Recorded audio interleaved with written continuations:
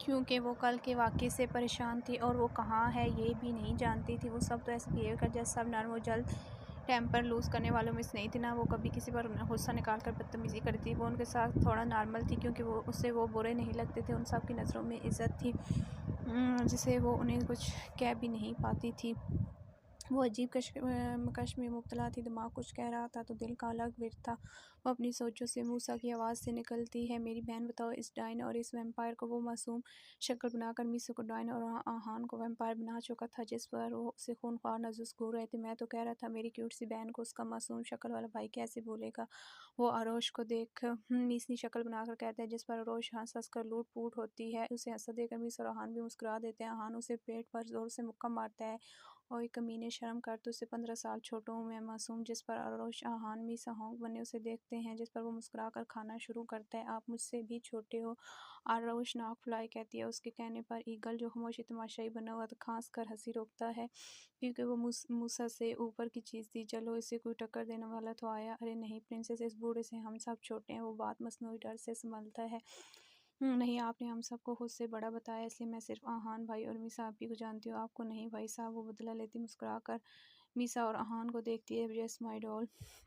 आहान अरोश को प्यार से कहता है, मूसा को कौन ही मारता है। मीसा और अरोश स्माइल पार्स करते हैं। वाह वाह, मुझे पराया कर दिया, तुम्हें अब चॉकलेट नहीं मिलेगी। वो उसकी दुखती रख पर हाथ रखता है। आप मुझ मासूम सा ये जुल्म करोगे, आपको रहम नहीं आएगा। वो आंखें पटपटा कर मासूमियत के सारे रिकॉर्ड तोड़ती बोलती है, तो बच्चे जिसे जानते नहीं उसे चीज़ नहीं लेते और तुम मुझे नहीं जानती। वो हरी झंडी दिखाता चॉकलेट्स निकाल कर खाना शुरू करता है जिस पर वो मासूम शक्ल बनाकर आहान को देखती है तो वो सारी चॉकलेट खींच कर उसे देते हैं। वो बस अरे अरे करता रह जाते हैं और चॉकलेट ईगल की तरफ रखती है। वह चालाक बहन अपने जिन को से हिफाजत पर लगा दिया। मूसा के कहने पर वो और चॉकलेट को ईगल की तरफ खिसकाती है। ईगल इसकी हरकत पर मुस्कुरा देता है। हाँ मैं ऊपर नीचे करके सर हिलाती है। सब उसकी हरकत पर मुस्कुरा देते हैं। खाना शुरू करो सब। ईगल खाने की तरफ मतवजह करते हैं और रोश को खुद डाल कर देते हैं जिन पर मूसा की ज़ुबान खुली होती है मगर ईगल के घूरी पर खामोश रहता है। शान के लिए एक गाना ज़हन में आ रहा है। वो आहिल की तरफ झुकता कान में कहता है, कौन सा। वो उसे देखकर हल्की आवाज़ में पूछता है तो वो कान में झुककर बताता है, ओ मैं हूँ जोरू का गुलाम। ओ मैं हूँ जोरू का गुलाम। जिस पर आहान मुश्किल से कहकर रोकता उससे घूरता है। रोज खाने के बाद मीसा के साथ लिविंग एरिया में बैठी थी। वो जिसको घर समझते वो तो महल था। वो तीनों पता नहीं कहाँ गए थे। वो खामोश बैठी थी जब उसे अपना बैग याद आया जो घर से लाई थी। मिसा आपी, वो मिसा गुला जो फ़ोन पर कुछ टाइप कर रही थी। इसकी पुकार पर वो सवालिया नज़रों से उसे देखती है। वो मेरा एक बैग था, वो कहाँ है। वो मेरे पास है, तुमने मेरी चॉकलेट ली, मैंने तुम्हारा बैग। मूसा कहीं से नाजिल होता मीसा के जवाब देने से पहले कहता है, वो दे दो। वो उदास लहजे में कहती है, अरे प्रिंसेस, डंके की चोट पर मांगो, ऐसे उदास होकर नहीं जाओ। मीसा ले आओ उसे। उदास देखकर वो उसके पास आता कहता है और तंग करने को छोड़ता। मीसा से कहता है तो उठकर एक कमरे में जाती है और अगले मिनट वो बैग लिए बाहर आती है। वो मुस्कुरा कर बैग लेती, चॉकलेट मूसा को देती है। अरे वापस क्यों आ रहे हो। वो उसे चॉकलेट वापस करते देख पूछता है। मैं छीन कर चीज़ नहीं लेती। वो हाथ ऐसे ही रख के देख कहती है, अरे तुम मुझसे कुछ भी छीन सकती, पहली बार तो इतनी प्यारी बहन मिली है। नखरे करो, तंग करो, लड़ो मेरे साथ। और ये क्या, ये सब चॉकलेट्स तुम्हारी हैं। वो और जेबों से चॉकलेट हाथ में भर भर के निकालता उसकी झोली में डालता है। उसकी हरकतों पर क्या लगाती, मैं सारी ले लूँ। आंखें पटपटा कर पूछती है। आखिर कमज़ोर ये जो थी चॉकलेट, वो सारी चॉकलेट गोद में से इसे रखती है। हाँ और पिला दूंगा, बस उदास नहीं होना, ओके। वो शफकत से सर पर हाथ रखता कहता है तो वो हल्की सी मुस्कुराहट उछालती है, चलो तुम आराम करो। मीसा उसे उठाती कमरे में ले जाती है। मीसा उसे रूम में छोड़ कर जा चुकी थी। वो इस वक्त बैठी बैग पर थोड़ी टिकाई न जाने किन सोचों में मसरूफ़ थी। जब वो जेब में हाथ डाले अंदर दाखिल होता है मगर वो उसकी मौजूदगी पर भी कोई रिस्पॉन्स नहीं देती। वो एन उसके सामने आकर खड़ा होता है। वो सामने किसी की मौजूदगी महसूस करती है। अपनी नज़रें ऊपर उठाती है। उसकी आंखें कल की आंखों से टकराती हैं। वो आंखें सकेटती है, उसे घूरती है और बैग में से कोई ढूंढने के लिए हाथ डालती है। जब उसे फ़ोन मतलूबा जगह नहीं मिलता तो एक दो और जगह तलाश करती है मगर उनकी कार्रवाई समझती है। उसके सामने खड़ी होती है। वो जो एक एक कार्रवाई देख मेरा मोबाइल। वो दांत से पूछे जिस पर वो मोबाइल सामने करता है। वो हाथ कर लेने की कोशिश करती है मगर वो ऊपर कर देता है।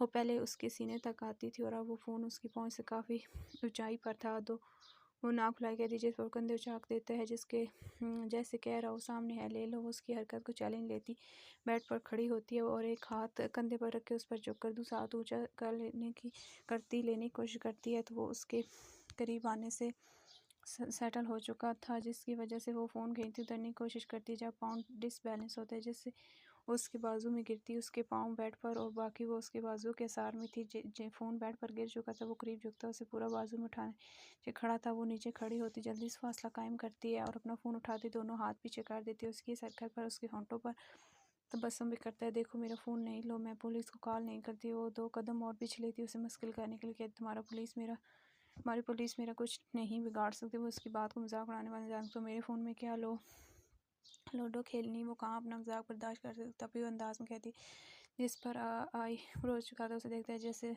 उसकी दिमागी आला पर शुबा हो। वो बस आंखें घुमा देती, वो फ़ौरन अपने और उसके बीच फासला तय करता है। एक हाथ कंधे से गुजार पीछे से गर्दन पकड़ झटका देकर चेहरा अपने सामने करता है, उन नज़रों को मुझसे मत घुमाना और ये फ़ोन दे रहा हूँ, कोई गलत हरकत नहीं, तुम्हारी हर हरकत पर नज़र है मेरी। वो उसकी आंखों में आंखें गाड़े उसे वार खा रहा, जिस पर वहाँ को छोटा करके दिल में पागल और वास में आती इस बांध से लट्ठे मार अंदाज में ओके कहती है। कोई और उस लड़की को ईगल से ऐसे बात कर देखता, गश पर गश खाता, वो उसके अंदाज में मुस्कुराहट टोकता, उसे छोड़ ड्रेसिंग रूम में घुसता है। पीछे वो हवा में मुक्का मारती मुंह फुलाए बाहर निकलती है। अभी नमाज में टाइम था तो वो क्यों ना इस महल में घूम लेती। रोज जो जामा देख के चली थी, सीढ़ी पर नजर न पड़ने से गिरती मुश्किल से खुद को 7वीं सीढ़ी तक रोती, मगर खुद को हिला नहीं पा रही थी, जिसकी वजह से मुंह से दबी दबी चीख निकलती है। मम्मा आई, कभी वो सर को पकड़ती, कभी कमर, कभी पाँव करने की कोशिश कर। रोज मीसा मूसा हान भागते उस तक पहुँचते थे। वो उन्हें आधी खुली आंखों से देखी बेहोश हो चुके थे। अल्लाह ये कैसे हुआ? ईगल मूसा ईगल को चीख कर आवाज़ देते जब वो ड्रेसिंग रूम से निकल कर भाग कर बाहर आती, क्योंकि वो मौजूद नहीं थी। यहाँ कमरा साउंड प्रूफ था, जिससे वो कोई आवाज़ नहीं सुन पाया था। वह सबको सीढ़ी पर मौजूद देखकर वो रफ्तार तेज़ करता उन तक आते, मगर रोश को वहाँ देख एक नजर आया तो उस जल्दी से बाजू में उठाए कमरे में ले जाते। मुझे कोई बताएगा वो गुरी कैसे? मुँह सब परेशान सा उसको सराहने खड़ा नाम लहजे में पूछा था वो। हाँ यार, हम सब एक साथ थे। उसकी आवाज़ सुनकर है कि कोई नहीं जानता वो होश में आएगी तो। हाँ हाँ, उसे जवाब देता मीसा को देखता है जो उसे चेक कर रही थी। मीसा ईगल सबको एक नज़र देखता मीसा को कहता ठीक है, अभी कुछ वक्त में होश आ जाएगा इंशाल्लाह आमीन। वो तीनों मिलकर कहते ईगल उसके सराहने बैठकर उसके गाल सहलाता है। गाइस वो होश में आए तब मिलते हैं इसे। अभी चलो मीसा दोनों की नज़र समझाती कहती बाहर निकलती है। वो दोनों भी एक नज़र डालते निकलते हैं। ईगल झुककर माथे पर बोसा देता है, उस पर कंफर्टर ठीक करता है। जब वो हल्की हल्की आंखें वाँ करती है, हाँ वो बाजू पकड़ कर आती है। ईगल उसके सामने बैठता है। कहाँ दर्द है? वो उसकी गाल पर हाथ रख के नरम लहजे में पूछता है। वो आंखों से बाजू पर इशारा करती है। वेट अभी मिस आती है। उसका दूसरा हाथ प्यार से दबाता गाल करता है। दूसरी तरफ से जवाब मतलब फ़ोन रख कर दरवाज़ा खोलता है, जहाँ से वो तीनों दाखिल होते हैं। मीसा उसे चेक करने के लिए बैठती है। फिक्र नहीं करो, जोर आ गया, जल्दी ठीक हो जाएगा। ये मेडिसिन लो और ये ऑइंटमेंट लगाना क्या हो तो लगा दूँ उसे। पूछने पर वो ना हमेशा लाते। तुम गिरी कैसे? मूसा उसके पास खड़ा हो तो पूछते हैं वो मैंने सीढ़ियाँ नहीं देखी तो मुझे बात मुकम्मल कह रही थी, गहरा सांस रही थी, अपना ख्याल नहीं रखा जाता बता दो। हाँ मैं वो उसे डांट रहा था, जिस पर वो बस मुस्कुरा रही थी।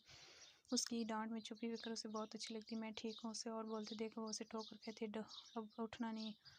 हाँ आगे आता कहते हैं तुम्हें तब तक बाजू बांध चुकी थी, मैं कर लेती हूँ। अपना बाजू देखकर कहती है आई नो बट तुम बस रेस्ट करो। वो मोहब्बत से उसका गाल छुती बोलती है। ईगल खामोशी से उन सब के 2 दिन में हो गई अटैचमेंट देख रहे। चलो ऐसे इसे रेस्ट करने दो। आहान मूसा को पकड़े बाहर ले जाते हैं।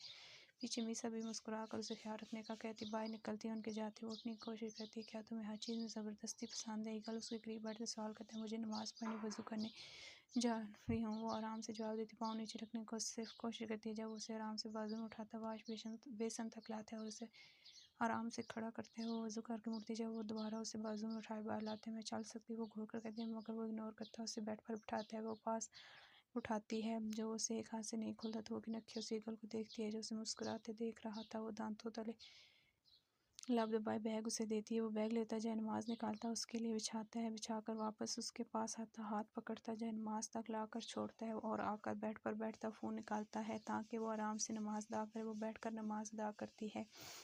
वो शाम में एक हाथ से फ्रेश होकर बाहर आती, मिरर के सामने जाती है, एक हाथ से कैचर निकालती, सामने रखती है, बालों चढ़ कर खोलती, आगे करती, बहुत मुश्किल उसमें ब्रश करती। जब ईगल स्टडी से निकलता है रोज तो उस कमरे को बुलबुलिया कह रही थी, इतना सब एक कमरे में और उसे बालों से जंग लड़ता देखता है। इश्क में निगाहों को मिलती है बारिशें, फिर भी क्यों कर रहा है दिल तेरी ख्वाहिशें। उसके करीब आते उसके हाथों से ब्रश लेता, बाल पीछे करते मैं कर लूँगी। वो मुड़ कर ब्रश लेती, आंखें छोटी किए कहती है, उसे सार में लेता, उसकी पीठ सीने से लगाता है और बाल पकड़कर जूड़ा बनाता है, सर पर दुपट्टा करता है। डोंट टच में। वो जल्दी से होश में आती है, उंगली दिखाकर कहती है। वो उसकी उंगली को अपनी शहादत की उंगली से नीचे करता, उसके चेहरे की तरफ झुकता है। बिहेव, आइंदा ना ऊंची आवाज़ ना ही ये उंगली उठाना, मैं एक बार वार्न करता हूँ, अगली बार काट दूंगा। वो सर्द आवाज़ में कहता है, उसकी उंगली छोड़ दो, बाहर निकल जाता। अजीब बंदा है यार, शोखा कहीं का। वो उसके जाते बड़बड़ाती बाहर निकलती, आराम से सीढ़ियाँ उतरती, वो लिविंग एरिया तक आती है जहाँ वो तीनों बैठ कुछ डिस्कस कर रहे थे। वो उन्हें डिस्टर्ब नहीं करना चाहती थी, इसलिए वापसी के लिए मुड़ती है। अरे आरुष कहाँ जा रही हो? मूसा की इस पर नज़र पड़ती है तो खड़े होता है, उसे पुकारता है। वो आप बिज़ी थे तो वो उसे मुड़कर जवाब दे, अरे आज डॉल हम बिज़ी नहीं। हान उसे अंदर बुलाते तो वो तर्क करती है, अंदर दाखिल होती है। ठीक हो ना? मीसा उसे अपने पास बैठ पूछती है, आपने दवाई दी है? आप डॉक्टर हो? मीसा का दवाई देना वो याद करती है। वो उससे पूछती है, हाँ मैंने एक डॉक्टर हूँ। मुस्कुरा जाती है, वाह फीमेल डॉक्टर अच्छी होती है। देख कर कहती है, क्या मतलब? इसके सामने एक शोर नमदार की बेइज्जती। मूसा उसकी बात सुनता रहा, दुहाई देता कहता है, जिसे वो दांतों वाले जुबान देती है, आंखें छोटी की देखती है, मैं तो मजाक करती। वो फ़ौरन बात संभालती है कि कहीं कुछ उठा कर ही न मार दे। शोर की यूँ बात थी। अरे कुछ नहीं होता, वैसे कौन सा वो काम खड़ूस है। आहान भी बात में सर डालता है, उसके क्रूस करने बजामी सब कुशन उसे मारती हुई आरोश मुँह खोले उन्हें देखती है। और मुझे पूछना ये था, वो इस जिन से भी ज़्यादा खड़ूस है। आरोश की अफसानियाँ सुन जहाँ ईगल अंदर आटा टिकर कर रुकता है, वहीं दोनों छत पर कहकर गूंजता है, उफ तुम्हारे जिन से ज़्यादा कोई कुछ नहीं। जहाँ मूसा पेट पकड़ा हंसता हुआ बोलता, दोबारा हंसने लगा। जब ईगल अंदर तो इस जिन ने सुन तो नहीं लिया। वो मूसा को सरगोश्ती के अंदाज में कहती, दुआ करो ना सुनो वरना अल्लाह ही खैर करे। वो हाथ उठाता उसे जवाब देता है, जिस पर वो उसे बसकूर कर रह जाती है और वो उसके सामने बैठता है। वो सामने सोफे पर टांग रखे बैठा, अपनी नज़रें उस पर मरकूज किए हुए था। आहान उठकर उसके पास बैठता है। वो न जाने किस ज़बान में बात कर रहे थे। आहान कोई सवाल करता नज़र आ रहा था, जिसका जवाब ईगल दे रहा था। वो बस आंखें खोले उन्हें देख रही थी, फिर वो सवालिया नज़र मीसा और मूसा को देखती है। ईगल की नज़रें उसी पर थीं, वो शायद आए ही इसके सर पर बम फोड़ दे। मीसा और मूसा शियान को देखते हैं, उन्हें इस ज़बान में कुछ कहकर खामोश कराता है। रोश आहान ईगल का इशारा समझता उसे पुकारता है, जी। वो उसके पुकारने पर उन दोनों को देखना छोड़ आहान को देखती है। वो बोलते रोक कर ईगल को देख, जिस पर वो अपनी सर्द नज़र से कुछ समझाते। तुम ये लैंग्वेज जानती हो जो हम बोल रहे हैं? वो बात घुमा कर करने की कोशिश कर, नहीं। वो जवाब देती। मूसा को देखती है, उसे अजीब सी फीलिंग होने लग गई थी। इसके पूछते डॉल ये ओमान में बोली जाती है, जिस पर वो भूमिया चाहते हो, मतलब हम ओमान में हैं। जिस पर शाक होकर उसे देखती, कहीं सुनने में गलती नहीं हो। वो लोग बड़ी आसानी से उसके सर पर बॉम्ब गिरा चुके थे। वेट क्या मतलब? मैं ओमान कब कैसे बेहोश थी तो मुझे यहाँ? वो मुश्किल से रुकती बोलती, शौक की कैफियत में आखिर में यहाँ कैसे? यही सोच कर वो माथे को सहलाती है। खामोशी से उठकर वो कमरे में चली जाती है। हाँ तुम्हारी ज़बान लड़खड़ाने और बात बदलने में मकसद। ईगल सख्त लहजे में अपनी हाथ में पहनी अंगूठी को माथा दरियाफ्त करता है, जिस पर वो सर दाबर कर अपने कमरे में चला जाता है। मूसा भी बाहर निकल जाता है। मैं आरोश के पास जाऊँ? मीसा खड़े होते हुए पूछती, जिस पर वो पल के जवा कर इजाज़त देता बाहर निकल जाता है। आरोश मीसा कमरे नॉक करके आती, उसे आवाज़ देती है। जो शख्स नमाज अदा करती है उसे नमाज़ पढ़ते देखकर वो पास बैठ जाती है। आरोश तहम्मुल से नमाज़ पढ़कर दुआ के लिए हाथ उठाती है, मगर बगैर कुछ मांगे हाथ वापस रख कर मीसा देती है, दुआ नहीं मांगूंगी। उसे बगैर दुआ मांगे देखकर मीसा उसके पास घुटनों पर बैठी पूछती है, जिस पर वो नफ़ी में सर लाती है और उठकर नमाज तय करके सोफे पर रखती बैठती है। मीसा भी साथ बैठती है। इतना खामोश मत रहो, कुछ कह लो। इतनी खामोशी खोखला कर देती है। रो लो, आई नो कि ये सब बहुत अजीब अजीब ने ज़िंदगी काफ़ी तेज़ रफ्तार में भागना शुरू हो चुकी है और मुझे पीछे छोड़ चुकी है। हम नहीं चुनते रास्ते, रास्ते हमें चुनते हैं। हमारी ज़िंदगी काफ़ी रास्तों के साथ चलती है। मेरी ज़िंदगी भी काफ़ी रास्तों को पकड़े हुए चलती थी, मगर अब सिर्फ एक ट्रैक है, मगर वो अनजान है। अनजान रास्तों पर भटक सकते हैं। मुझे भटकने से डर लगता है, यूँ कह लें कि खौफ आता है, क्योंकि उनकी मंजिलें कबूल नहीं करती। रास्ता भी मुश्किल होते, कदम कदम पर रुकावट डालती है। मुझे लग रहा है मेरी ज़िंदगी रुक गई, जो कभी नहीं हो। भला ज़िंदगी भी रुकती है तो वो किसी के मरते वक्त नहीं रुकती। मैं खामोश इसलिए नहीं कि मैं डरती हूँ, बस सच जुलूस क्या है। मैं कुछ नहीं बोली, मेरे अल्फाज नहीं थे या साथ छोड़ दिया। तो वो शख्स कौन है जो अब मेरे वजूद का मेरा हमराज है? मैं सच्चाइयों से वाकिफ़ लड़कियों लड़ झगड़ कर कुछ सीख कर कुछ गलत किया के साबित करूँगी। गुस्सा वो तो राम, मैं तो सिर्फ अपनी तरबियत को बेइज्जत करूँगी। इससे क्या हासिल होगा? कुछ नहीं। इसलिए लफ्ज़ों को नहीं ढूंढा और खामोश हो गई। कुछ खामोशी चीखती आप मैं और यहाँ खामोशी चीख रही हैं। कभी मामा बाबा भाई से एक दिन भी सही से दूर नहीं रही और मैं अपने मुल्क भी नहीं, तो मेरे लफ्ज़ ने भी साथ छोड़। मुझे बहुत बुरा, मुझे ईमान लें जैसे मेरे एहसास की किसी की कोई वैल्यू नहीं है। आप सब बहुत अच्छे, मगर मैं खुद को आप में देख नहीं पाई। जब से ये हुआ खामोश हूँ तो किसी बोलूँ समझ नहीं आती। मैं सबको बहुत ही याद कर रही हूँ। बोलते बोलते उसकी अपने सब याद करते हैं। आवाज़ ना जाती जो अटर कर मुकम्मल करती है। मीसा बगैर बोले उसे गले लगा लेती है। उसे एक ऐसे नहीं लाना चाहिए था। उसके गले की अब तक के रोक के आंसुओं को बहाती कहती है। वो बस उसकी पेट सहलाती सुनती रहती, क्योंकि वो खामोश से बीमार भी पड़ सकती थी। उसे खामोश कराती, मिसा उसे पानी का गिलास देती जो वो 2 घूंट पीती वापस करती है। मिसा उसे उठाती, बेड तक ला कर बिठाती, कंफर्टर में घुसाती है। चलो आराम करो, माइंड को रिलैक्स करो, उसे प्यार समझाती, तकिए पर सर रखती, कंफर्टर ओढ़ाती, बाहर निकल जाती है। वो बाहर निकल कर बेसमेंट का रुख करती है। वो जानती थी अब वो तीनों वहीं मौजूद होंगे। वो अंदर दाखिल होती है जहाँ वो तीनों उसके आते उसे देखते हैं। मिसा, क्या वो ठीक है? आहान परेशान सा पूछता है। क्या वो रोई? क्या वो जाने की बात कर रही थी? मूसा की आवाज़ में परेशानी के साथ जाने का डर भी था। ये जानते ईगल की इजाज़त के बगैर वो कुछ नहीं करते तो वो कैसे? वो वैसी नहीं जैसी हमारे सामने है। वो बहुत टूटी हुई है। उसके लहजे में दर्द था बहुत, और वो बिल्कुल वो आरोश नहीं लगी जिसको हम देख रहे थे। वो तो एक ज़िंदगी के वाक़यात से बाखबर और हकीकतों में जीने वाली। आज मुझे लड़की में एक मजबूत, पीछे ना हटने वाली लड़की दिखाई दी। मिसा आंखें बंद किए बोले जा रही थी। ईगल की आंखें हर लम्हा सर्द हो रही थी। मूसा और आहान एक सख्त नज़र ईगल पर डालते बाहर निकल जाते हैं। मिसा भी अफसोस से उसे देखती बाहर निकल जाती। ईगल उन सब के जाते गहरी सांस लेता कमरे का रुख करता है। वो उसके जाते बस छत को घूरे जा रही थी जब उसे किसी के कदमों की आवाज़ कमरे में सुनाई देती है। वो आंखें बंद करती, मुंह पर कंफर्टर खींचकर डाल लेती है। शायद वो आने वाले को जानती थी। ईगल अंदर दाखिल होकर कमरा बंद करता बेड की तरफ बढ़ता है और आरोश के बिल्कुल साथ बैठकर उसके चेहरे पर झुकता है। सांस लो, वो गंभीर आवाज़ में कहता है जिससे उसकी रीढ़ की हड्डी में सरसराहट होती है। वो उसके करीब आने पर सांस रोक चुकी थी। ईगल उसके हाथ से कंफर्टर लेता चेहरे से हटाता है और हल्की सी फूंक उसके चेहरे पर मारता है जिस पर वो फ़ौरन आंखें खोलती सांस खींचती है। उसकी आंखें उसकी सैरज़दा गहरी काली आंखों से टकराती हैं। वो उसकी आंखों में देख बस यही सोचती है कि इसे कैसे पता चला कि वो जाग रही है। वो उसे धक्का देने के लिए उसके सीने पर हाथ रख के पीछे करने की कोशिश करती है। जब वो और करीब हो और अपना चेहरा उसकी गर्दन में छुपा लेते हटो, वो शदीद मुज़ाहमत करती उसे हटाने की कोशिश में हल्कान होती है, मगर वो खामोशी से उसमें गुम हो चुका था। पाकिस्तान। आरोश की वालिदा जाए नमाज पर बैठी नवाफिल अदा कर रही थी। जब उसका भाई अंदर दाखिल होता है वो अपने बाबा के पास बैठता कुछ बोलता है जो उदास से बैकग्राउंड से टेक लगाए आंखें मूंदे बैठे थे। वो कुछ कहकर उन्हें बाहर बुलाता है। आरोश की वालिदा सलाम फेर कर उन्हें बाहर जाता देखती हैं तो दुआ मांगती उठकर जाए नमाज जगह पर रखती बाहर निकलती है जहाँ वो फ़ोन पर किसी से बात कर रहे थे। वो अभी उनके नज़दीक जाकर खड़ी होती है। उनके शहर परेशानी से पेशानी मसल रहे थे और बेटा फ़ोन पर किससे बहस कर रहा था वो मौजू जान गई थी। अब तो सिर्फ आरोश का ही मौजू रहता था। परेशानी में वो लोग खाना पीना आराम करना छोड़ चुके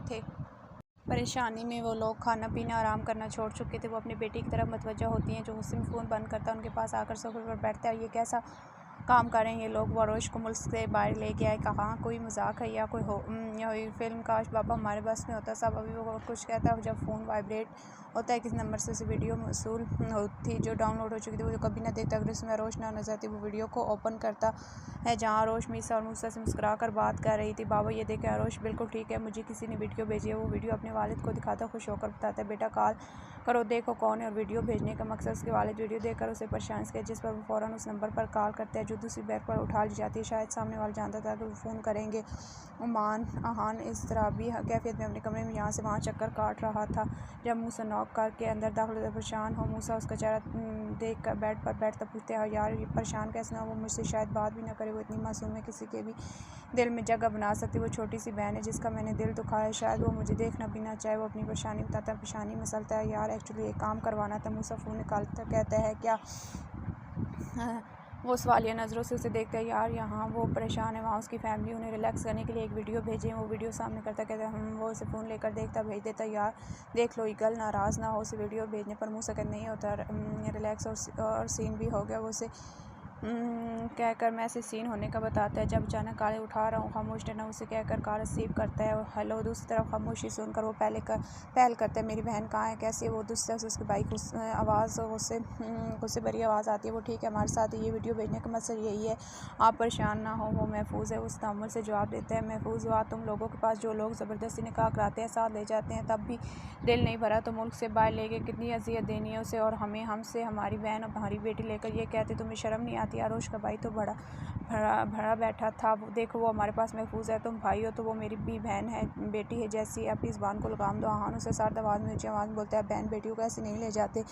उसे उसके वालिद की कमज़ोर सी आवाज़ सुनाई देती है अंकल देखें वो बिल्कुल महफूज है, वो मेरी बहन है, मैं बड़े भाई जैसा हूँ। एक छोटा भाई है बहन है उसका मुहाफ़िज़ शौहर है। आप परेशान हो आपके बेटे जितना हो, एक बार यकीन करें, मैं जल्द आपकी बात करा दूंगा। आरोश से आहान के लहजे में छुपा एहतराम देख वो आराम से खुदाहफिज़ करते फ़ोन रखते हैं। उन्हें यकीन हुआ। मूसा पेशानी पर सलवटे लिए पूछते हैं, हाँ हो गया होगा, बाकी मैं कल आरोश से बात कराऊंगा। वो बेड पर लेटता कहते हैं, हाँ। वो सर हुकाम देता बाहर निकलता और आहान की नींदें तो न जाने कहाँ सो गई थी।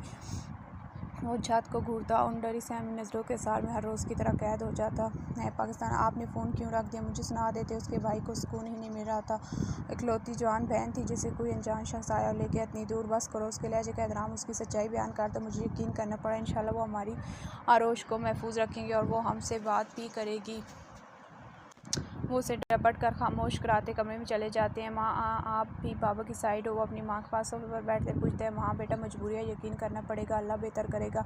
वो उसके सर पर प्यार कर कमरे में चली जाती हैं। उसका भाई वो नंबर इंस्पेक्टर सेंड करता बाहर निकल जाता है। उमान वो उस पर ऐसे ही झुके उसके खुले बालों में मुंह दिए हुए था। शायद उसे उसकी खुशबू हमेशा मदहोश करती थी। हटो। आरोश अपना पूरा जोर लगा कर उसे धक्का देकर दूर होती है। वो खाली नज़रों से उसे देखते। आरोश उसकी ब्लैंक आंखें देखकर खुद में कपकपी महसूस होती है, जैसे उसके यूँ देखने से उस पर तारी हो। वो उसे दूर जाने के ख्याल इस ज़हन से झटक तो वो उसे बाजू खींचकर करीब करता, बाजू कमर पर बांध कर एक एक लफ्ज़ ठहर ठहर कर अदा करता है। वो उसकी इन खाली निगाहों में बस एक लम्हे देख निगाहें हटा लेती है। वो अपना बाजू छोड़ती है, वो दोबारा लेट जाती है। वो भी दूसरी तरफ आता लेट जाता है और कई लम्हे उसे खींच कर खुद में कम्फर्टर डालता, आंखें मोल लेता है। वो जानती थी वो उसकी गिरफ्त से नहीं निकल सकती, इसे सोने की कोशिश करती। रात किसी पैर आरोश की आंख खुलती है। जब उसे दरवाज़ा खुलने की आवाज़ आती है, वो आंखें खोलकर अपने पास देखती है, मगर वो मौजूद नहीं था। वो बाहर जाता है, मगर इस वक्त ये शख्स कहाँ जा रहा है? वो खुद से सोचती, पास बड़ी शाल उठाकर ओढ़ती है, उससे पीछे निकलती है। वो सीढ़ी उतरता है, एक जगह रुक कर दरवाज़ा खोलता अंदर चला जाता है। आरोश भी धीमी धीमी कदमों की रफ्तार थोड़ा तेज़ करती दरवाजे के अंदर दाखिल होती है। नीचे सीढ़ियाँ उतरती थी तो वो भी सीढ़ियाँ उतरती नीचे आती है। नीचे बेसमेंट था और बेसमेंट की लेफ्ट साइड एक दरवाज़ा खुला था, यकीनन वो दीवार में खुफिया था। वो इस दरवाजे से निकलती उसके पीछे जाती है। जब कुछ फासला तय करते हुए एक घर के सामने रुकती है, उसने नीचे से पीछे से उसे यहीं दाखिल होता देखा था। वो ब्लैक पैंट शर्ट पर जैकेट पहने शाल बाजू पर डाले हुए था। वो उस घर पर नज़र डालती तो मतलब वो घर नहायत ही खूबसूरत होगा, मगर इस वक्त वो काफ़ी मैला सा था। वो ब्लैक पैंट शर्ट पर जैकेट पहने शाल बाजू पर डाले हुए था। वो इस घर पर नज़र डालती, 2 मंजिला वो घर नहायत ही खूबसूरत होगा, मगर उस वक्त काफ़ी मैला सा था, अंधेरे में डूबा, जैसे यहाँ किसी का आना जाना ना हो। तो वो शख्स यहाँ क्या कर रहा था? वो तो जैसे उसका शिकार होती, अंदर कदम रखती है जहाँ बहुत अंधेरा था। वो अंधेरे से डरती, अपना फ़ोन पैंट की जेब से निकालने की कोशिश करती। जब उसे नीचे कुछ महसूस होता है, वो चीख कर आगे भागती, किसी के मजबूत सीने से टकराती है। वो क्लोन की खुशबू पहचानती, उसके सीने में छुप कर पाँव भी उसके पाँव में रख देती है। वो जो उसकी मौजूदगी पर उसे सुनाने लगता, उसे डरता देख बाजू में कैद करता ऊपर उठा लेता है। वो उसकी जैकेट से बाजू को गुजार कर आसार में लेती, उसके सीने में दुबकी हुई थी। वो इस वक्त कोई बच्ची लग रही थी और वो ऐसे ही उसमें छुपी उसे पुकारती है, जिस पर वो जवाब दिए बिना उसे बाजू लिया से अंधेरे में बढ़कर एक कमरे का दरवाज़ा पाँव खोलता अंदर दाखिल होता है और बेड पर उसे बिठाता है। वो भी अपने आप को जल्दी से कंपोज करती है और नज़रें उठाकर उसे देखती है। चाँद की रोशनी खिड़की के ज़रिए उन दोनों पर पड़ी थी, जिससे शान का चेहरा वाज़ा था। वो उसे सख्त नज़रों से घूर रहा था। मेरा पीछा करने की कोई ख़ास वजह? उसकी आंखों में देखता पूछता है, जिस पर वो लब काटने लगती है। वो उसकी हरकत पर झुककर होंठों को दांतों से आज़ाद कराता उसे खड़ा करता है। वो मैं ऐसे ही, बस तुम आ रहे थे तो तजस्सुस से पीछा कर लिया। ये किसका घर है? उसे घुमाकर जवाब देती पूछती है, क्योंकि वो काफ़ी पुराना था, हाँ, मगर खूबसूरत था, जैसे बहुत मोहब्बत से सजाया गया था। वो यहाँ आते ये महसूस कर चुकी थी। उसके सवाल पर वो हाँ आईब्रो चौंकता है। किसी का नहीं, वापस जाओ, आहान को बुलाता हूँ। वो उसे सर्द आवाज़ में कहता फ़ोन निकालता है, मगर मुझे नहीं जानना, सही से बताओ क्या करने आए थे यहाँ? वो आँख किसके अकड़ पूछती, उसके सीने पर शहादत की उंगली पूछती है, जिस पर वो सर्द आ भर कर रह जाता है। चलो यहाँ से। वो उसे ज़बरदस्ती गोद में उठाए बाहर निकलता है। छोड़ो, नीचे उतारो। वो पाँव चलाती उसे घूरती कहती है, उतार दूँ नीचे? वो बाहर आकर रुकता उसे पूछता है। वो नीचे अंधेरे में देखकर खामोश होकर पाँव चलाने बंद करती है तो वो भी आगे बढ़ जाता है। वो इसलिए सारे दरवाजे उसे रिमोट देकर बंद कराता कमरे में आता है। इतने वक्त में वो अब तक उसकी गोद में थे, अब क्या सारी ज़िंदगी उठा कर रखना है? उतारो नीचे। वो खूनख्वार नज़र से उसे घूर करके उसे कहती, जिस पर उसे लाकर बेड पर सुलाता, उसका मुंह दबोचता है। मेरे से, मेरे मामलों से दूर रहो। वो उसकी आंखों में देख कर कहता, उसे छोड़ता वाशरूम में बंद हो जाता है। वो उससे से शाल उठाकर फेंकती, शूज़ उतारती, कंफर्टर मुंह तक ताने सोती बंदी है। वो बाहर निकल कर एक नज़र कंफर्टर में सोई आरोश पर डालता, फ़ोन वगैरह निकाल कर साइड टेबल पर रखता, अपनी जगह सोकर उसे खींचकर अपने सार में लेता सोता बनता है, मगर उसकी मज़ाहमत पर आंखें खोलकर उसे देखता है जो उसे कुर्ती खुद को छुड़ाने की जद्दोजहद में थी। वो उसे झटका देता है और करीब करता है, जिससे वो पूरी कैद हो जाती है, मगर उसे खुद को घुरता पाकर सोती बनती है। वो भी कंफर्टर को सही उस पर करता आंखें बंद कर लेता है। सुबह उसकी आंख दरवाजे पर दस्तक से खुलती है। वो अकेले कमरे में मौजूद थी तो दुपट्टा सही करती दरवाज़ा खोलती है। जहाँ मीसा खड़ी थी उठ गई। शुक्र वो उसके दरवाज़ा खोलती कहती है, जिस पर वो वक्त पर नज़र डालती है। जहाँ 11 बज रहे थे। जो रेडी होकर आओ, ब्रीफकेस रेडी है। उसका गाल प्यार से छूती चली जाती है। वो तैयार होकर नीचे का रुख करती है। उसने येलो फ्रॉक, ब्लैक ट्राउज़र और ऑरेंज स्कार्फ और शाल कंधों पर लिए हुए डाइनिंग टेबल तक पहुंचती है, जहाँ वो चारों फ्रेश से मौजूद थे। विगल के साथ वाली चेयर छोड़ती मीसा की लेफ्ट साइड बैठती है, जिस वो तीनों ऐसे रोकते हैं और विगल उसे और फिर उस खाली चेयर को देखता है। विश वो पहली बार उसे उसके नाम से पुकारता है। वो भी अधूरा वो गिलस कर रह जाती है, क्योंकि उसकी पुकार नरम थी, रात जैसी सर्द नहीं। जी, वो लठमार अंदाज में जवाब देता, अपनी जगह पर आओ। वो उसकी चेयर पर उंगली से इशारा करता है, जिस पर वो आईब्रो उठाकर उसे देखती है। मैं यहीं ठीक हूँ, वो नाक से मक्खी उड़ाने वाले अंदाज में कहती है, जिस पर वो उसे वार्न करने वाले नजरों से देखता है। वो उसे कोसती उठकर उसकी जगह बैठती है, क्योंकि वो उन तीनों के सामने बुरी नहीं बनना चाहती थी। डोल आहान हिम्मत करके उसे पुकार दी, जिस पर उसे देखकर जी कहती है। उसके लहजे में कहीं कोई नाराज़गी नहीं थी, जिसको देखकर वो सुकून का सांस लेता है। उसे प्लेट पास करता है, जिस पर वो मुस्कुराकर शुक्रिया कहती ले लेती है। वो अंदर से चाहे जितनी टूटी हुई थी, किसी को खबर तक नहीं होती थी। वो हमेशा हंसती थी, मुस्कुराती थी। उसका ये मतलब नहीं था कि वो उदास नहीं है होती थी। वो शायद इन उदासियों को हंसते मुस्कुराते टालना चाहती थी। वो ब्रेकफास्ट करके लिविंग एरिया में बैठे थे। ईगल अभी कहीं से जाकर आया था। आहान के साथ मीसा कॉल पर बात करके बैठी थी। वो मूसा से हल्की फुल्की बातें करती रही थी। अब वो मीसा के साथ ईगल आहान और मूसा के साथ बैठा था। आरोश बोर हो रही थी। मूसा लाजमी कोई मौजू छेड़ चुका था, जिस पर आहान और मीसा उसे देख कर रह जाते हैं। मूसा के सवाल पर वो हाँ में सर हिलाती है, जिस पर ईगल अंदर से गाल को दांतों तले दबाए हंसी रोकता है। वो लगती क्यूट थी, ऐसे करते तो बताओ क्या करे। वो सोचने वाले अंदाज में ठोड़ी पर उंगली रखे पूछता है, लूडो खेलने से रहे, आप ही बताओ। वो मुंह फुलाकर कहती है, अरे चलो लूडो खेलें। मीसा उसे दास देकर कहती, क्योंकि वो दिखाने के लिए ही मुस्कुरा रही थी, मगर सामने मौजूद लोगों से नावाकिफ थी, यहाँ लूडो या फ़ोन में। वो उसे सवाली नज़र से देखकर पूछती है, अरे अभी आ जाएगी क्यों मूसा। वो तस्दीक के लिए उसे भी शामिल कर लेते, हाँ अभी लो। वो कहकर फ़ोन पर एक मैसेज छोड़ते और अगले 15 मिनट में लूडो हाजिर थी। हाँ, दोनों हाथ उठाकर सोफे पर बैठा था, मगर मूसा उसे खींचकर साथ बिठाता है। अब वो चारों लूडो को टेबल पर रखे इर्द गिर्द बैठे थे। ईगल सोफे पर बैठे लैपटॉप में कुछ काम कर रहा था, मगर एक चोर नज़र उस पर भी डाल लेता है, जो उसे देख तक नहीं रही थी। तो कोई न्यू स्टाइल हो लूडो का। मूसा लूडो खेलने से पहले पूछता है, क्या मतलब। आरोश आंखें सिक्योरिटी पूछती है। वो दोनों भी सवालिया नज़रों से देख रहे थे।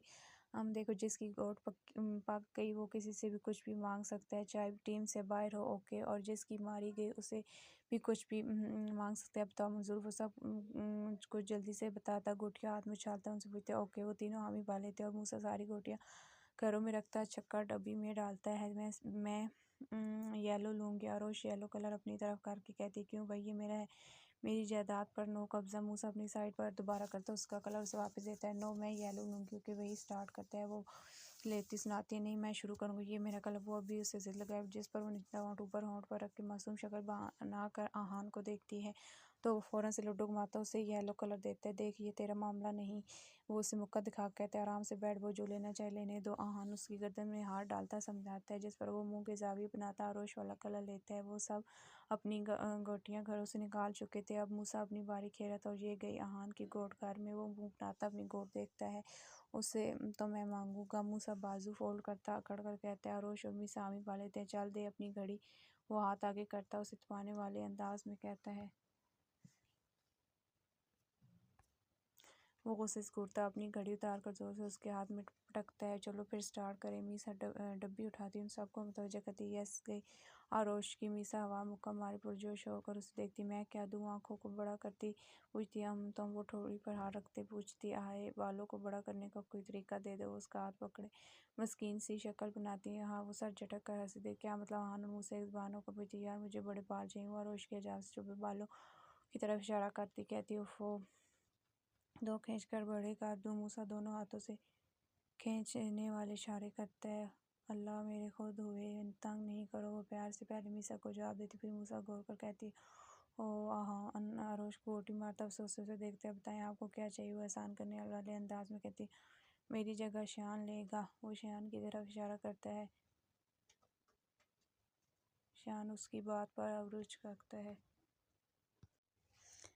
और उसे देखकर उसके फ़ोन की तरफ इशारा करता है। लेना था तो दिया क्यों? वो फ़ोन उसकी तरफ उससे फेंकती कहती है। फ़ोन ईगल के पास गिरता है तो वो उठाकर जेब में रखता दोबारा काम पर फोकस करता है। यस गई। आरोश मूसा की गोद मारकर खुश होकर कहती है, मेरी जगह अपनी जिन से लो। वो दोनों हाथ झाड़कर खड़ा होता है। शान के पास बैठकर कहता है, क्यों आपकी गोद गई? वो खूनख्वार महसूस करती है। हाँ तो ये मैंने बताया। तो वो कमाल बेनियाजी जवाब देते हैं। वहाँ किस ईगल को घूरती है। वो 20 लम्हे से देखते हैं और आबरूज रखता है। उसके बोलने का मतलब था वो उसको घूरती ये कोई नज़रों से उसके हाथ में रिंग देखती है। वो गोल्डन कलर की रिंग जिसका डिज़ाइन ईगल जैसा बिल्कुल ईगल बना। ये वो उसके हाथ की दूसरी उंगली में पहनी इस रिंग पर इशारा करते हैं। मीसा आहान मूसा चौंक कर उसे देखते हैं। कुछ और मांगो डॉल। आहान हल्की आवाज़ में कहता है, ये नहीं मिलनी। इसने पूरी ज़िंदगी इस रिंग को नहीं उतारा। सब ने मांगी मगर नहीं। मीसा उसके कान में सब बताती है, मिल ही ना जाए। मूसा उसे ज़बान चुरा कर कहते तो वो उदास होकर उसे देखती है। ईगल अपना वही हाथ आगे करता है। वो तीनों हैरानी से उससे फिर उसके बड़े हाथ को देखते हैं। आरोश खुश होकर हाथ आगे करती है मगर उसे आंखों से खुद उतारने कहता है। मूसा उठकर के पास जाता है। हमें तो इस जोड़ों को गुलाम ने कभी ना दी बल्कि मुक्के भी पड़े। वो उसका गाल पर पड़ा मुक्का याद करता है। शान उसका हाथ पकड़ और अपने पास बिठाता है। उतारो। वो नरम लहजे में हाथ आगे करता है। वो चिल्लाते मीसा को देखती है जो हाँ में सर लाती है तो वो उसके हाथ को बगैर छुए अपना अंगूठा और अपनी शहादत वाली उंगली से रिंग पकड़ती है। वो सब उसकी एहतियात पर गहरा मुस्कुराते हैं। ईगल का डिम्पल वाज़ेह होता है मगर आरोश अंगूठी को घूर रही थी, इससे वो दीदार भी नहीं कर पाई। वो अंगूठी को ऐसे घूर रही थी जैसे खुद उतर आएगी। ईगल खुद हाथ से अंगूठी निकालता उसका बायां हाथ पकड़कर रिंग फिंगर में रिंग पहनाता वहीं बोसा देता। लैपटॉप उठाकर अंदर बढ़ जाता। वो उससे उसकी पीठ कुर्ती बाकी फिर कभी अभी काफ़ी टाइम हो गया। मीसा लूडो उठाकर खड़ी होकर कहती कमरे में चल जाती। मूसा उसे शरारती नजर से घूरता आहान के साथ बाहर निकल जाता है। रात के वक्त हर सू खामोश थी। रोज थोड़ी देर पहले सोई थी। वो उस वक्त शान के सीने पर सर रखे गहरी नींद में थी। उसका वो आज जो उसके सीने पर रखा उस पर उंगली फेर रहा था। वो वक्त पर एक नज़र डालकर उसे देखते। रात के 1 बज रहे थे। वो आहिस्ता से उसका सर उठाकर अपने तकिए पर रखता और उसके सर पर बोसा देता। उठकर पाँव में जूती पहनता, जैकेट और शाल उठाता बाहर निकल जाता है। आरोश करवट लेकर खुद को अकेला कमरे में पाती उठ बैठती। वो कमरे में मौजूद नहीं था, यानी वो उसे सुलाने आया था। मैं खुद सो सकती हूँ मिस्टर जेन, वो उसकी खाली जगह देकर कहती है मगर भूल गई थी। दिन को भी सोने की कोशिश की थी मगर नींद उसके सीने पर सर रखे बगैर मिली ही नहीं और अब 5 मिनट में सो गई थी। यानी इससे पहले वो जान चुका था वो उसकी आदी हो रही है या हो चुकी थी। वो सोचों को झटकती उठकर शूज़ पहनती, स्टाइलर करके बाहर निकलती है। वो इन्हीं रास्तों से गुजर कर इस कार के सामने खड़ी होती है। उफ, आज भी चूहा हुआ तो वो कल का वाक़या याद करके करती सोचती है मगर हिम्मत करके अंदर बढ़ती है। वो शायद कोई लिविंग एरिया था।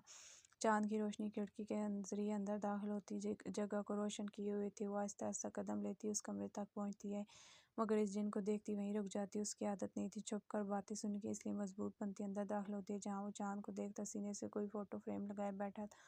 इसलिए में लगा था जानने में कि इस शख्स की आंखों में पानी है। चाँद की रोशनी में उसका चेहरा नुमाया खूबसूरत लग रहा था। उसे अल्लाह ने बड़े आराम से बनाया था। वो उसके खूबसूरत वजीह चेहरे को नज़रों के इशारे में लेती सोचती है वो उसकी मौजूदगी ना पहचानने ये हो ही नहीं सकता। वो उसके होठों को महसूस कर रहा था जो जब उसके करीब आती है तो वो उसे हाथ से पकड़कर अपने पास खींचता, खड़ा होकर दीवार से कहता, कहा था ना मेरे और मेरे मामलों से दूर रहो। वो सुर्ख आंखें उसकी आंखों में गाढ़े सर्द आवाज़ में कहता है। उसकी गिरफ्त उसके बाजू पर सख्त तरीन थी। उसकी उंगलियां उसके बाजू में पेवस्त हो रही थी मगर वो शायद यहाँ मौजूद ही नहीं था। वो दिन वाले और उस महल से निकलने शख्स के उलट था। मुझे दर्द हो रहा है। वो दर्द से उसकी आंखों में नमकीन पानी भर गया। वो दर्द बर्दाश्त करती हल्की आवाज़ में कहती है। वो बाजू छोड़कर पीछे हटता है। वो वहीं खड़ी अपने बाजू से हिलाती है। वो फ़ोटो फ्रेम को जल्दी से कबर्ड में रखता उसकी तरफ मुड़ता है। वो खुद को कंपोज कर चुकी थी। वो उसे डरती नहीं थी मगर उस शख्स कभी कभी उसे डरा देता था जैसे अभी उसने डराया था। मेरा पीछा करने की वजह बताओ। वो उसके कमर में हाथ डालकर सीने से लगाता पूछते। अब आवाज़ को कंट्रोल किया गया था। मुझे तजस्सुस था। I am sorry. वो सर झुका कर कहती है, शायद आंसू ज़ब्त कर रही थी। वो जो उसकी पहले सर्द रवैये के थे अब वो आराम से पूछकर उसे रोने पर मजबूर कर रहा था। वो उसे खुद में हमेशा गिरफ्त मजबूर कर लेता है। ये मेरा घर है, हमारी जन्नत थी। वो उसके कान में छुपकर कहता है, उसे ले बेड पर बैठ, तुम और तुम्हारी वाइफ। वो उसकी बात पर न जाने क्यों सर्द आवाज़ पूछती, नहीं मेरी जन्नत के हाथों से सजी ये जन्नत। वो से एक फ़ोटो फ्रेम निकालता कहता है, जन्नत को न जाने क्यों गुस्सा और किसी और को अपने जिन के साथ सोचती। वो सोचो में उसे अपना मान चुकी है। तुम्हारी जन्नत कौन है? वो उसके बाल कान के पीछे करता नरम लहजे में पूछता है। उसका हिजाब खुल कर कंधों पर था और बाल खुले हुए थे। उसने जिन जिन के लेटे उसके चेहरे पर बार बार आ रही थी मम्मा। वो उसके सवाल पर अपनी माँ को याद करती। नाज़िम जवाब एक तो वो मामा ने तुम्हारी राइट। वो आप आस पास देखकर पूछती है, जिस पर वो सर को कम खम देता है। आंखों में दर्द उठा था। जो सामने बैठी लड़की से वो छुपा गया था। वो उसकी गोद में बैठी कोई बच्ची लग रही थी।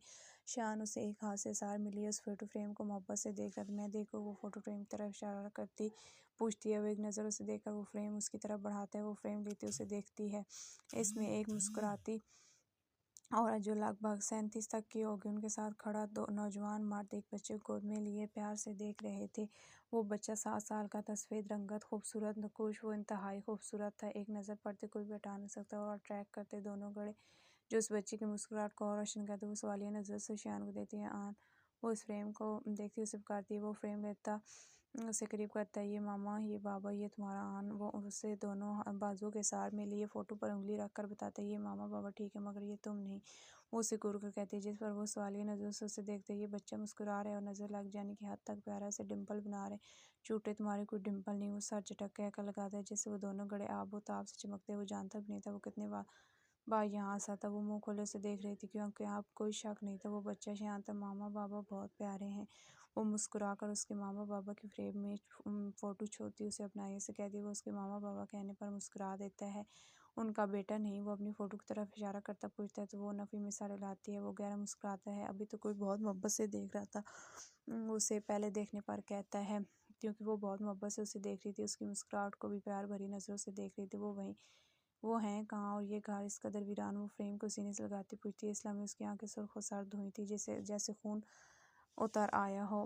पाकिस्तान और रोश की वालदा कमरे में बैठी कुरान मजीद पढ़ रही थी। जब उनके शौहर थके से अंदर दाखिल हुए होते हैं, वो रुकू पढ़कर उन्हें नज़रें उठाकर देखती और कुरान मजीद को बंद करती, चूम कर उठती, रखती, उनके पास बैठती है। जो निढाल से बेड पर बैठे थे। क्या हुआ, आप तो इंस्पेक्टर से मिलने गए थे। वो उन्हें उदास देखकर पूछती है। वो इंस्पेक्टर जा रहा है, मगर उसने मुझे मना कर दिया कि आपको साथ नहीं ले जा सकते। वो ठंडी सांस खारिज करके बताते हैं, ये क्या बात हुई बेटी है हमारी वहाँ, हम उस शख्स पर भी अंधा एतमाद नहीं कर सकते। वो आहान का जिक्र करके करती है, तो क्या करूँ, कुछ समझ नहीं आ रहा। सब उलझ सा गया। मेरे घर की रौनक थी मेरी बेटी, ये तो उदासी अब बिखर गई है। उसकी हंसती मुस्कुराती चहकती आवाज़ सुनने के लिए कान तरस से गए। जैसे सदियाँ बीत गई। यहाँ हम भी बस हैं, वहाँ मेरी बेटी का एक बार बात हो जाए मेरी उससे, वो और वापस आ जाए सही सलामत। वो आँखों का आँखों को न साफ करते उठ जाती है। उनकी वालदा बातों पर अरोश की वालदा भी रोने लग जाती है। क्या उन्होंने बताया वो कौन है? वो आंसू पूछती हैं। वो कोई आम लोग नहीं, हमें उन्हें पकड़ने के लिए एक स्मार्ट प्लान चाहिए।